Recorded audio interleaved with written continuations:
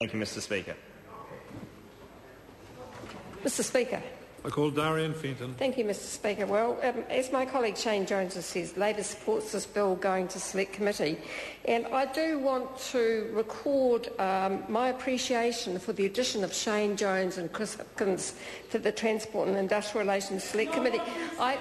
Well, it is what I said last week, actually. It is what I said last week, and I think it's going to be very challenging for our chair, David Bennett, actually, who thinks the government's not here to make people's life better. Well, apparently, just from his speech, he is here to make the life better of some truckies, not all of them, some truckies. So, as Shane Jones, my colleague, said, we support this bill to Select Committee. There are some parts of this bill we have some reservations about, and some parts we strongly support.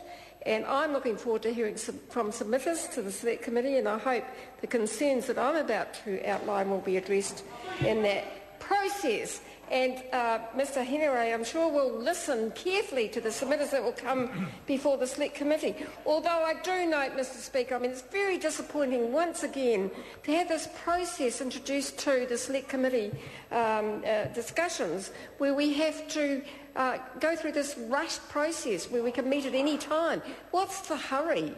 What's the panic about this? Why are we doing this? It's an abuse of the process. Once again, why is it always on the Transport and Industrial Relations Select Committee that we get this resolution from that minister, and also the Minister of Labour to be able to meet at any time during the House's sitting, blah, blah, blah. Why is that? Why is it so important? Why is it so important? Because I think, actually, Mr Speaker, there's quite a number of things that need to be quite carefully looked at in this bill. Now, I want to make it clear that Labor supports reform that will improve compliance with and recovery of road user charges, and I'm going to talk about that a little bit more. We do support the establishment of a framework for the electronic management of road user charges. That's just the way of the future, and I've seen what's possible with electronic management of those RUC, and I think that's a good thing. And we do agree that the road user charges should be simplified and modified, but I do have to say that we have some concerns about the changes to the vehicle weight definitions.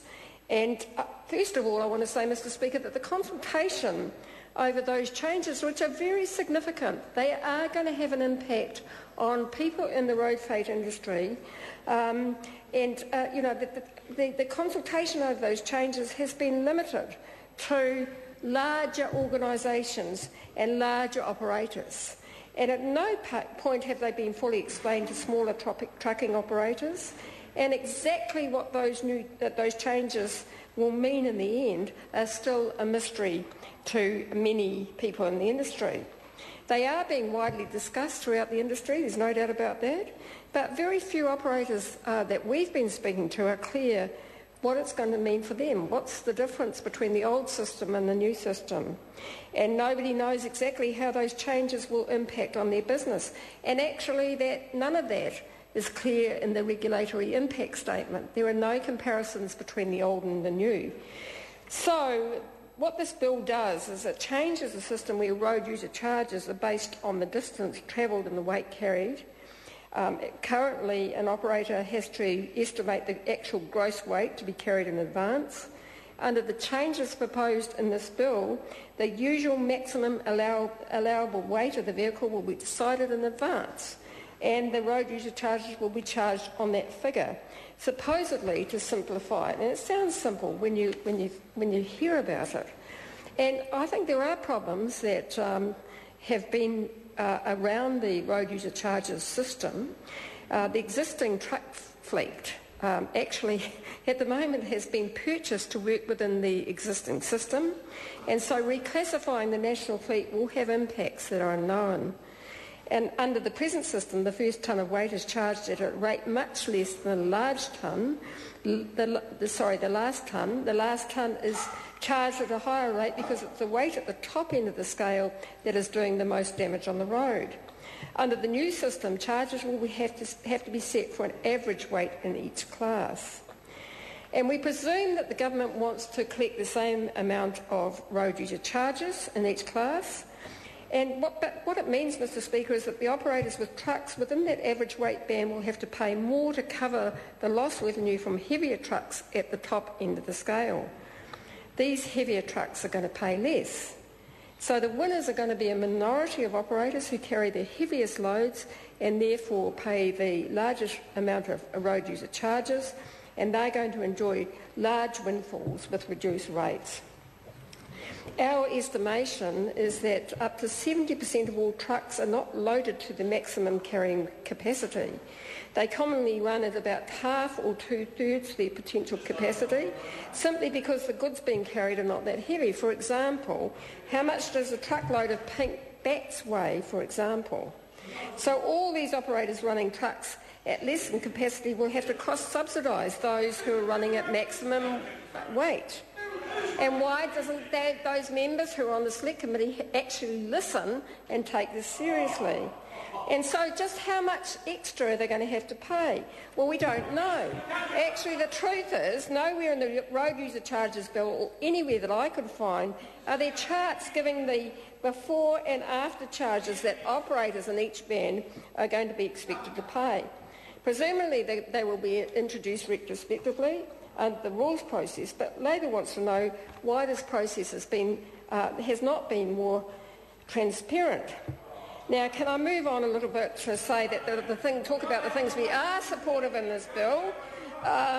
We are supportive of the measures to reduce the road user charges evasion. In 2008, just before the election, there were mass protests in the transport industry after the Labor government instituted road user charges increases. Shame on that party over there. It was a completely politically driven protest, and since then, since I've been involved in transport safety, I've spoken to many truck operators who've admitted to me they put their truck drivers on the road that day, Mr Speaker. They paid their truck drivers to get out on the road and protest against the government. And what's an employee going to do? What's an owner-driver going to do? Their company says, well, we want you on the road. They're going to say, well, no. Well, they're going to lose their job. So they were there protesting because their employers or their contractors said that that was going to happen. Now, what was interesting about that road user charger process, that road user protest and that truck protest, is that during the process from the protest to the implementation, more than $17.5 million of RUC licences were pre-purchased at the old rate. That was money lost to the Crown.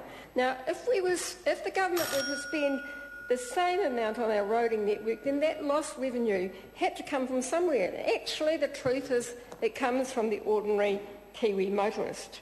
And so amid the outrage, the truck convoys, the media going along for the ride, no one asked Kiwi motorists how they felt about picking up the tab.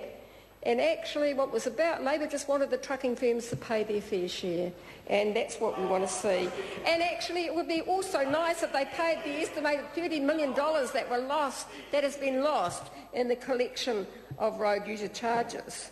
So last year I wrote a written parliamentary question to the Transport Minister, and he replied that 6,478 operators have been prosecuted between December 2008 and April 2010 for abuse for not paying their road user charges, and total fines associated with the convictions total more than $12 million. That doesn't talk about actually how much was outstanding, how much wasn't paid.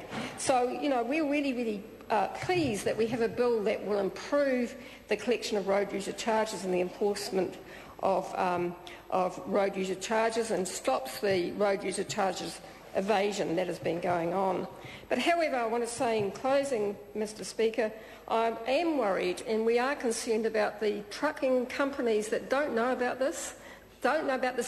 We estimate it's around 70% of trucking firms who are actually going to end up paying more under this bill. The large companies are going to do well. The ones with the big trucks are going to do well. The little companies are going to not do so well. And I mean, isn't it a bad time to be introducing something like this? Diesel charges have gone up. All of those operators are being affected by the cost of living.